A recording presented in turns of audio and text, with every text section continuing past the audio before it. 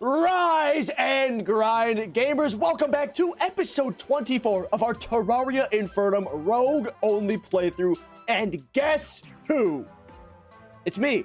Obviously, it's me. Tetsyumi. It's me. Golden Freddy be like, what is going on, gamers? Like I said, this is episode 24 of our Let's Play Infernum Rogue Calamity series.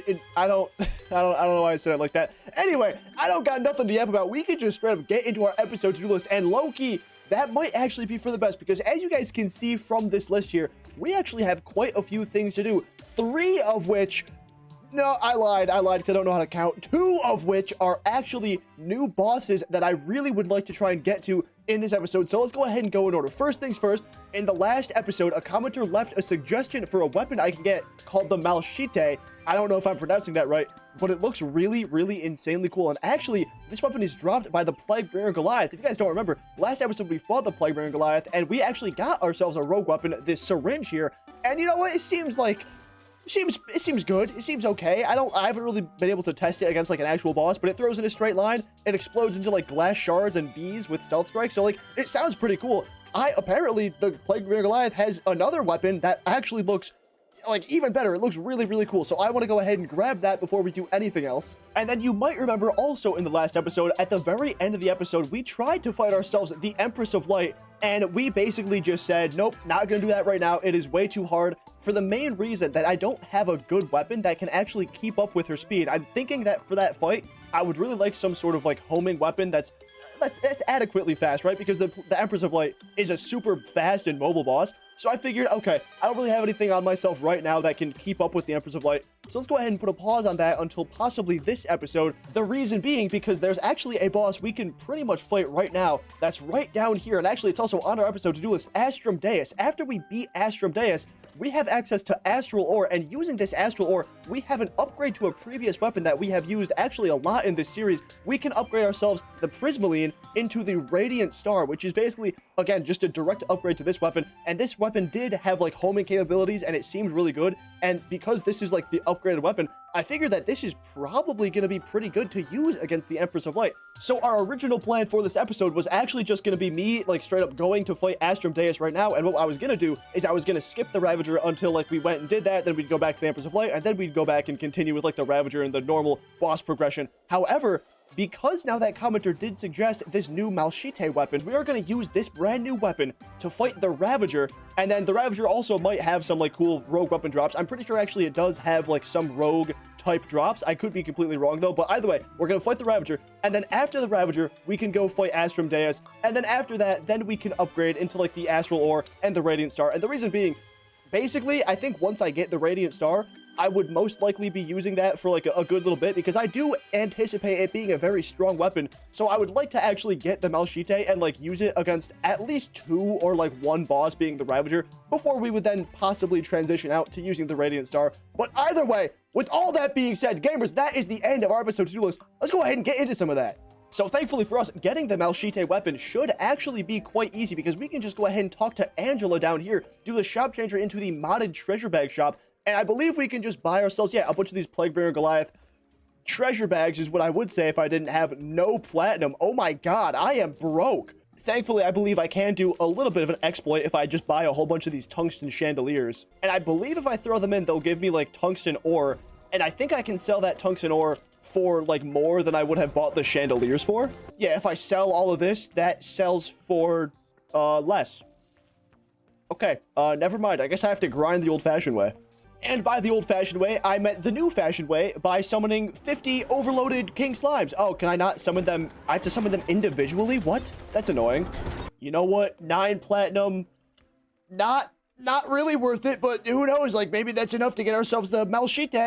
Nope. Yeah, cool. It wasn't. I do not want to talk about how long that took, but I now have nearly 100 platinum.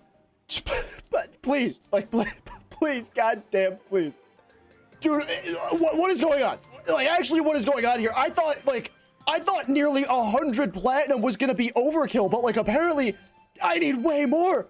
Where? Oh my god! Thank you! Thank you! There it is! Oh my god! So gamers, before we get into the Ravager fight, let's go ahead and see what this kunai is going to do. I have not actually read what this thing does. All I've seen is like on the wiki, I've seen someone like fire it, and I know it looks cool. Throws a stream of kunai that stick to enemies and explode. Press right click to throw a single kunai that pierces. After piercing an enemy, it emits a massive explosion on the next enemy hit. And then stealth strikes fire 3 kunai that home in, stick to enemies, and explode. Holy shit, that sounds awesome. So then I wonder if, like, I guess left click is like firing the stream of kunai, right? Wow, that's, oh my god, that is way better and cooler than I thought it was going to be. Holy shit, this looks insane too. And then the right click is the one that will throw a single piercing kunai that will explode like on enemy, or like after it hits an enemy. Hold on, in that case then, this is the right click, right?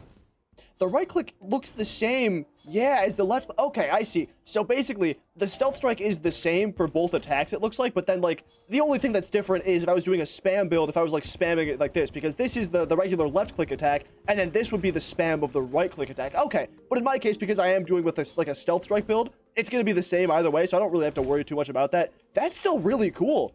So this weapon also does home in with the stealth strikes. Depending on how good the homing is, low-key, we could even use this weapon against the Empress of Light, like, depending. I mean, this is really cool.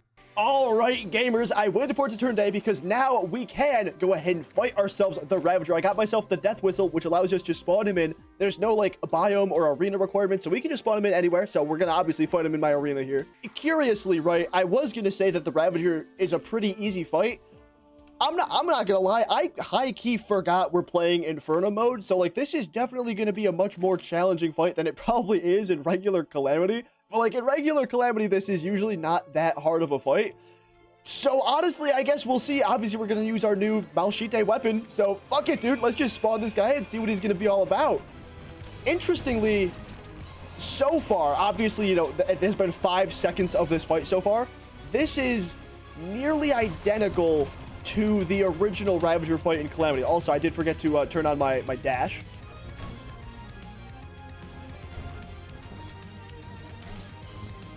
God damn it. I'm gonna be honest.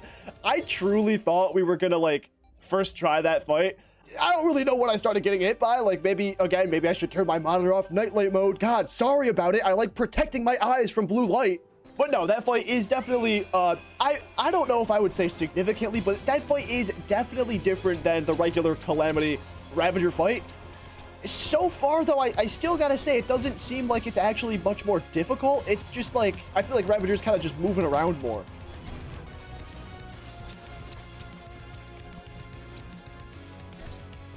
Damn, no! Okay, you know what, though? That's progress. The second phase seems very, very cool. I don't know if you guys could even see really anything, but it looks like he kind of does spawn like a makeshift arena with like pillars on the sides, and then he does do like kind of the normal Ravager attack where he spawns like 2 walls, except then the 2 walls will like smush in on you like on the top and bottom, so you gotta like kind of move diagonally. That's really cool. I like that. I was trying to monitor my damage a little more like during that attempt. It doesn't seem like this weapon is doing crazy amounts of damage, but like, to be fair, that could just be because like I'm missing, because this boss was kind of off screen for a lot of it like that. He like jumps away and then I don't see him for the rest of the fight. So like maybe I'm missing. It could be worth it to try and use the other like a Plaguebringer weapon, the syringe. I don't know how much better or worse this one could be.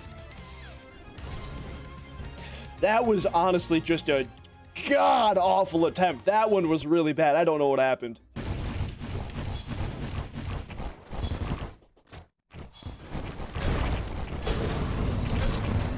No, dude, god damn it. I don't know. I know it looks like this damage number is inflated right now. That's because the last attack I hit on him was a rage mode, like a stealth strike. I can't tell if this weapon is doing like a lot of damage or like a mid amount of damage or...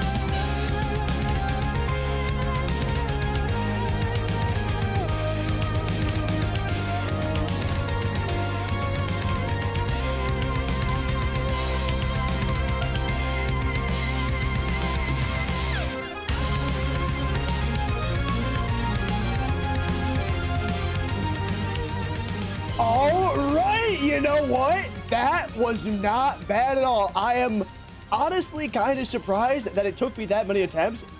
For some reason, I just like, I was not thinking about that fight as an actual like Terraria player should, about like a boss fight, you know, trying to analyze its patterns and, you know, especially in Inferno mode. For some reason, I was just not locked in enough to recognize that fight as a real like Inferno mode threat. But you know what? I suppose at the end of the day, it paid off because obviously we did beat the boss. And I gotta say, yeah, you know what? It was definitely a little bit harder than Ravager normally is in Calamity Mod, but like, as an Inferno mode boss, again, like, it was cool. It was fun. I really, really enjoyed it. I loved the changes. I loved Phase 2. I thought Phase 2 was super, super cool. I would classify that as, yet again, another not really hard boss. But shit, baby, you already know I'm a GOAT tier Terraria gamer. Obviously, that boss wasn't gonna be hard for me because no boss is hard for me because I'm probably the best there's ever goddamn been. And actually, you know what? It's funny because as I was fighting that boss, I was like, huh, man, I kind of wish these weapons did a little bit more damage. You know, I was trying to test out some different weapons. You probably didn't even see it, but like in the middle of one of my attempts, I tried to use the Crush Saw Crasher. And that's when I realized the Crush Saw Crasher is the reason I actually wanted to do Ravager in the first place, because I remember the Crush Saw Crasher is not the final iteration of this weapon. This weapon is a material that goes into the Blood-Soaked Crasher, and this is a weapon we can now make because we needed Bloodstone cores, which we get from the Ravager. So if we go ahead and open up the treasure bag, 3, 2, 1, bam! What? Oh, was I wrong? Oh, wait, was I wrong as hell? No, wait, what? What? No, what? No! How do I get Bloodstone cores then? Oh, it's because I need to fight the Poltergeist. Okay, so you know what? We're still not too far away, honestly. Never mind.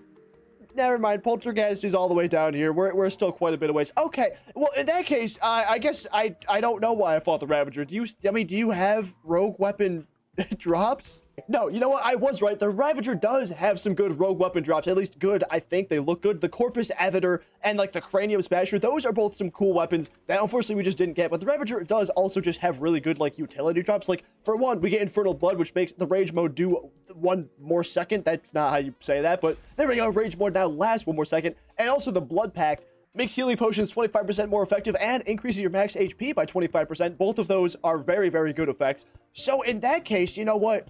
With I suppose what little money we still have left, we can go ahead and try and buy some Ravager treasure bags and see if, yeah, okay, there we go. There's one. We got the Cranium Smasher. No, God damn it, I ran out of platinum again. Well, you know what? That's totally fine because we can yet again go ahead and put down our Ravager Infernum relic right there. Bam, that guy looks so goddamn cool.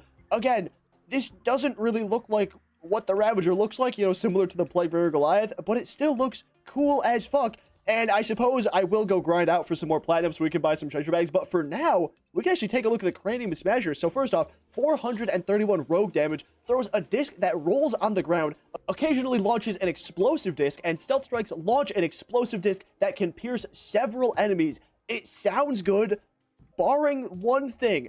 The explosive disc or whatever it fires, that's kind of got to home in. Because, like, I'm going to be honest, if that doesn't home in, then I feel like this weapon is not going to be doing that much damage. But either way, let's see. I mean, wow. Whoa. Okay. That throws very far. Ooh. That's kind of bad. You know what? I kind of wanted it to roll on platforms. Does this even roll on the ground at all? No. No, it doesn't. If I throw it on the ground, it just explodes immediately. So, like, okay, I think maybe this weapon got changed, I would assume recently, and they just haven't, like, updated the text or anything. But, yeah, that's not what this weapon does at all, unless maybe like the regular. Okay, that makes more sense. The regular attack of it does roll on the ground. It doesn't roll on platforms. No, it still doesn't roll on platforms. And then I guess the stealth strike just makes it go forward and then explode and, you know, possibly pierce enemies. I don't know. I don't know if that's a good weapon or a bad weapon. This might be like a curious weapon where it doesn't really work as well with stealth strikes, but like it's good if you're running a spam build. And also, here before you guys all yell at me in the comments that there's also another very good accessory. The Flesh Totem, I know, is incredible. It halves enemy contact damage with a 20-second cooldown. This is also a really, really good accessory. A little bit dependent on the boss you're fighting, right? Because if you're fighting a boss that's not going to do contact damage to you, then you don't really need it on. But like, for most bosses, this is really good, so this is definitely something to keep in mind. I barely scrounged up enough platinum. Let's see. One more time for the one time. We did not get it, damn. I am so tired of farming money in this video. Let me just get the drop. Finally. Oh my god. Again. There we go. The Corpus Avator. The Corpus Avertor. Averter.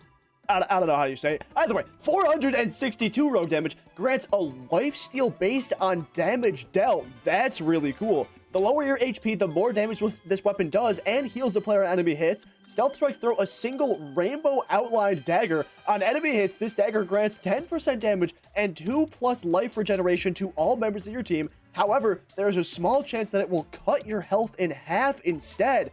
Interesting. This is kind of like the rogue equivalent of the vampire knives, but then it also has like a very slight chance that it'll cut your health. I really expected it to throw in a straight line. Yeah, you know what? I really expected it to throw in a straight line. It kind of like spins around, but that's really cool. I mean, shit, dude, I am looking forward to trying that weapon for sure.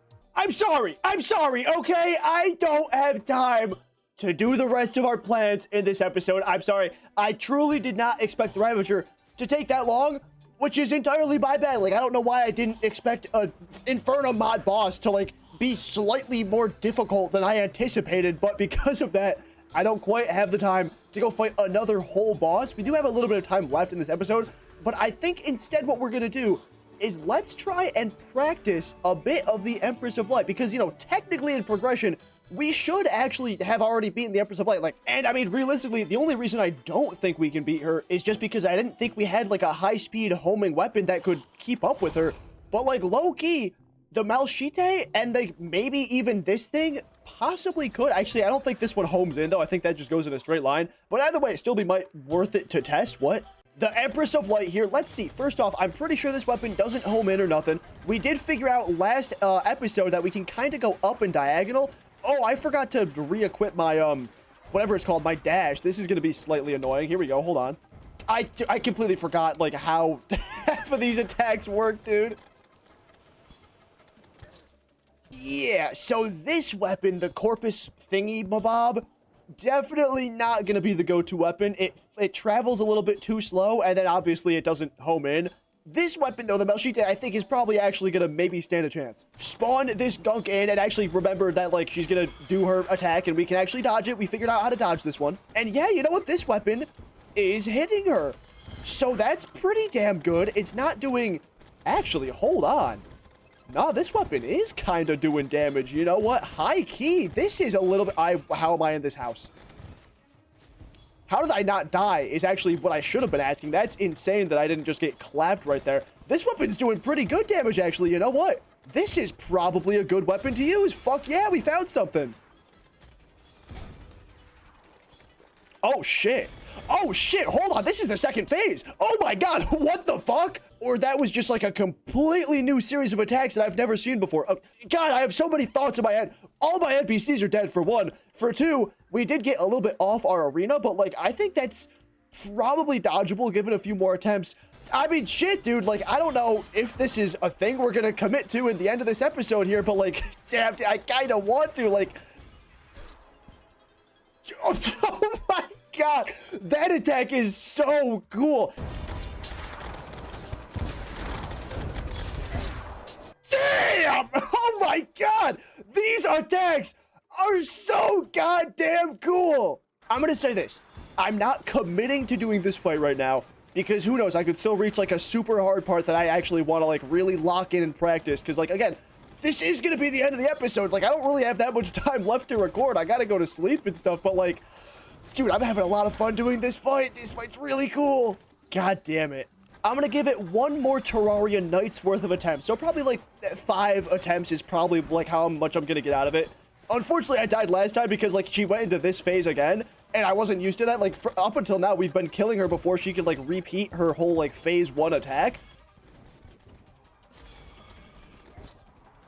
Oh my God, dude. I was locked in there, but holy shit. It's really just the pattern. Like, I don't know the pattern. Once I understand where the attacks are coming from, it's really not that hard. It's just about, like, memorizing what comes after what. I think this is probably all the time I'm going to have in this night to actually do attempts, which means this is probably going to be the last attempt of the video. We are getting pretty damn close, though. I think I can confidently say I can get her down to probably about like a quarter health every time before dying, like, which is, I think, really good for giving it, look, what would we call this, like 10 attempts or so between like these 2 episodes. God damn it, no! I am so bad at that attack. For the most part, though, I think I do really have, like, pretty much every attack that I've seen. I understand it at the very least. But gamers, with that being said, that is going to be the end of our episode today. We are pretty damn close on taking down the Empress of Light. Fuck yeah. Stop! I already know what you guys are thinking. You've been sitting here waiting day after day, Terraria after Terraria upload. I said that wrong. You've been saying, Tetsyumi, please, please, I'm begging you. I'm on my knees. Where is the wall of appreciation? Well, gamers, it's right here. No longer am I being a fat little lazy man sitting on my ass and not giving you the wall of appreciation. Obviously, we went on vacation. We couldn't do that. Last episode, I was just straight up lazy, so I didn't do any wall of appreciation. But today, we do have a new commenter on the wall of appreciation. Today, I am appreciating the commenter Boolean_J because he left a very nice and informative comment under my last video saying, I may have watched this series from start to finish last night, 12 a.m. to 3 a.m., which already... Holy shit. Like, this guy commented on one of my last videos for, like, I think it was Duke Fishron, and it was like, wow, I just found your channel. This is a really good video. Thanks for, making it. And I was like, yeah, dude, cool. I hope you enjoy it. Like, watch more of my videos, YouTube shit. And then this guy comments immediately after saying, I just binged all of your shit. Oh my God. Like, that is insane. Thank you so much. I can't believe I'm like a binge-worthy channel. That's awesome. And also, this is the guy in the beginning of the video who originally suggested me to get the Malachite drop from the Plaguebringer Lite, which we did, and it turns out to be a phenomenal weapon, so absolutely goated. Thank you so much. And then he says, this guy, Tetsyumi, feels like an amalgamation of Waffle Time and Pat from popular MMOs in his prime. And yes, this is a compliment. Again, super, super goddamn nice. Thank you so much. It's so surreal being compared to Waffle Time because, like, Waffle Time is an amazing Terraria YouTuber. He's really funny. I feel like the comedy style that he has, like the voice inflections and like all that other stuff that you need to like mimic Waffle Time. But I still think it's so cool that like I remind you of Waffle Time. Like, that is so cool. That's so goated. And obviously same goes for Pat from Popular MMOs, one of the goats of Minecraft, of old YouTube. I love him. I've been toying around with the idea of like doing a copycat Lucky Block Games kind of stuff like that. I don't know. Let me know if maybe you guys would want that in the comments. But all in all, I just think this is a super, super nice comment. He also said some stuff at the end of this comment, which maybe if you guys want to know what he's talking about, go ahead and click on this video. It's the Plaguebringer Goliath video, I think episode 23. Go to that timestamp, 1229, see what the hell that's all about. But either way, thank you so much, Boolean J. I really appreciate that comment. Super cool. And gamers, if you want to be featured on the Wall of Appreciation, all you guys got to do is leave a comment on one of my videos. And as long as you're like a new commenter, I'll go ahead and put you on the wall. I'm trying to promote like new commenters to comment and interact with my channel. It can be a funny comment, a stupid comment, a helpful comment, a mean comment, literally anything. And you have a chance to be put on the Wall of Appreciation because I appreciate every single one of you who watch my videos. But gamers, with that being said, that is going to be all for this episode here today. Like the video, like it, subscribe if you realize it. Thanks for watching. And I will see you gamers in the next video. Peace.